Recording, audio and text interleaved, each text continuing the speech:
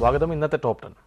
രണ്ടുപേരെ കൊലപ്പെടുത്തി കേസിൽ 25 പ്രതികൾ, എല്ലാവരും CPM പ്രവർത്തകർ.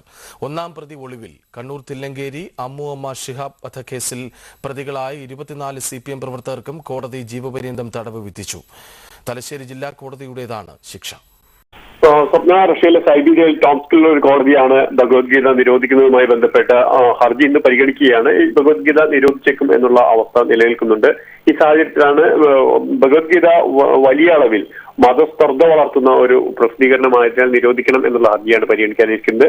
നിയമപരമായി റഷ്യയിൽ ഭഗവത്ഗീത വിലക്ക് നേരിടുന്ന ഒരു ഘട്ടത്തിൽ കേന്ദ്ര സർക്കാർ അടിയന്തരമായി ഇടപെടുകയും ഹൈന്ദവ ഏറ്റവും പൂജ്യഗ്രന്ഥമായി കരുതുന്ന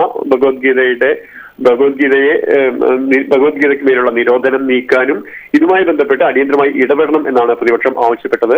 മുരളി മനോഹർ ജോഷി ഉൾപ്പെടെയുള്ളവരാണ് ശൂന്യവേളയിൽ വിഷയം ഉന്നയിച്ചത്. എന്നാൽ ഇക്കാര്യത്തിൽ സർക്കാരിൽ നിന്നുള്ള ഒരു പ്രസ്താവനയാണ്. കേന്ദ്രത്തിൽ ഒരു പ്രസ്താവന ആവശ്യപ്പെട്ടെങ്കിലും അതുമായി ബന്ധപ്പെട്ട് തീർച്ചയായും സർക്കാർ അതിന് വഴങ്ങിയില്ല. ഈ ഘട്ടത്തിലാണ് പ്രതിപക്ഷ ബഹളം രൂക്ഷമായത്. തുടർന്ന് 2 മണി വരെ ലോക്സഭ നിർത്തിവെച്ചിരിക്കുകയാണ്.